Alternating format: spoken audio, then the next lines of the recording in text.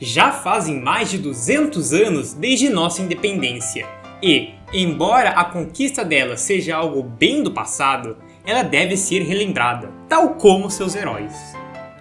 Entretanto, muitas pessoas esquecem-se de que já existia um Brasil antes da independência, que, embora não livre, tinha uma longa história de batalhas, conquistas e feitos.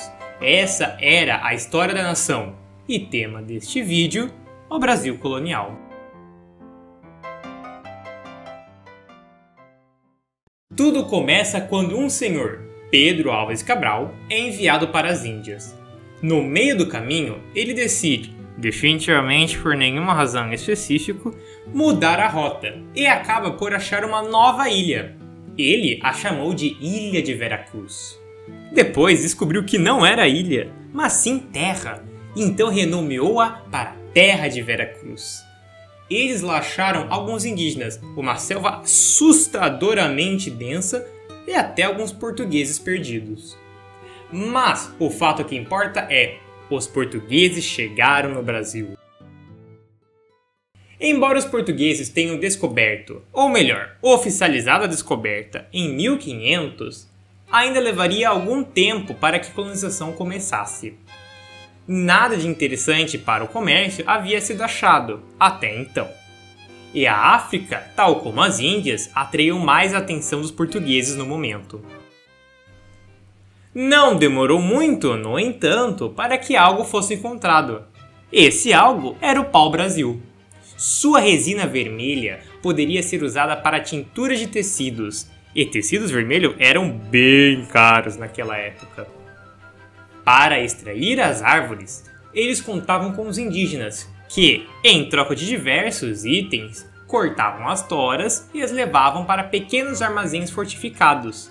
Depois, uma frota viria recolher os troncos e vendê-los na Europa. Esse negócio durou 30 anos, porém, a França, intrometida como sempre, decide também entrar no comércio do pau-brasil. Para garantir que não perderiam o monopólio daquela terra, os portugueses decidem mudar o plano. Então a colonização começa. Para fazer isso, é instaurado um sistema chamado Capitanias Hereditárias. Nele, o capitão donatário, que era o chefe encarregado pelo rei para administrar a terra, tinha de criar cidades, defender a capitania de invasões indígenas e europeias e garantir o lucro para a coroa. Para esse último, a produção de açúcar foi escolhida. Foram criadas 14 capitanias, 12 foram distribuídas e somente 2 deram certo: Pernambuco e São Vicente. Graças ao fracasso, os portugueses novamente reestruturam o controle da colônia e fundam um governo geral, com capital em Salvador. Tomé de Souza, primeiro governador-geral, conseguiu fazer a colônia enfim funcionar. Cidades e engenhos foram construídos, principalmente no Nordeste. Outro importante fator foi a vinda dos jesuítas. Eles eram padres e homens ligados à propagação da fé cristã, e aqui converteram muitos indígenas. Eles foram essenciais para a formação de alianças com os nativos, proteger esses da escravidão e na administração da colônia. Quando tudo parecia estar dando certo, os franceses decidem serem franceses e fundam uma colônia na Baía de Guanabara, a França Antártica. Logo, eles se aliam com várias tribos contrárias aos portugueses e aos indígenas aliados dos lusitanos. O pau come solto, mas nem de Sá, governador-geral da colônia, consegue expulsar os franceses. Graças a ele, nós tomamos banho todo dia, e não uma vez por mês.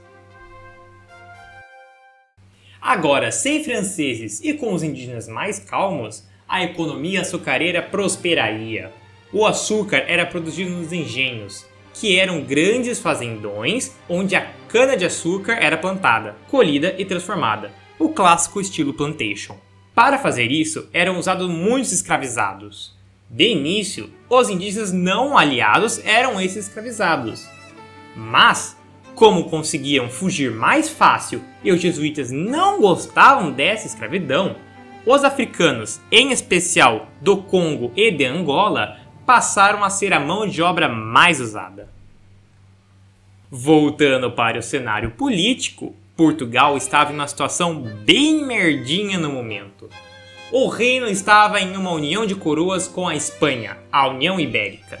Isso era horrível para Portugal, pois todo mundo odiava a Espanha e, agora, odiavam Portugal também. Um certo pessoal, os holandeses, que participavam do comércio de açúcar e queriam, há tempo, ter sua própria colônia açucareira, decidem aproveitar o caos e invadir o Brasil. Eles, então, criam o Brasil holandês. Houve duas invasões holandesas. Na primeira, os holandeses invadiram Salvador. Ficaram na cidade por um tempo e saíram após guerrilhas intensas. Já na segunda, em Pernambuco, essa foi marcante. Além de ter sido a maior e ter dado certo, ela acabou melhorando a situação dos colonos locais. Graças ao gênio Maurício de Nassau, que investiu pesadamente na região.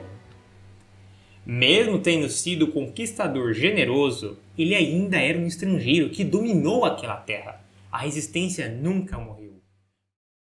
Porém, quando Nassau deixa de ser o governador, o povo começa a rebelar-se. Até porque o próximo governador aumentou muito as taxas. Batalhas épicas aconteceram, como Guararapes, que contou com milícias de colonos livres, exércitos dos senhores de engenhos, tribos indígenas e quilombolas.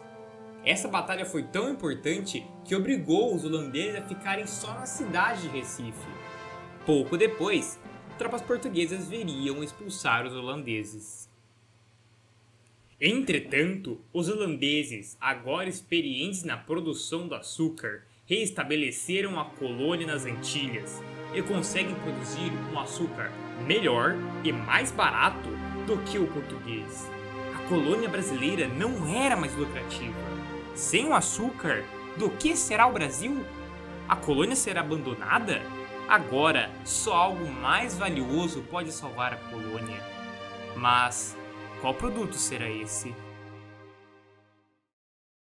Entretanto, creio eu que seu intervalo está chegando ao fim. Então, teremos de deixar esse assunto para uma próxima. Muito obrigado por ter me ouvido e adeus!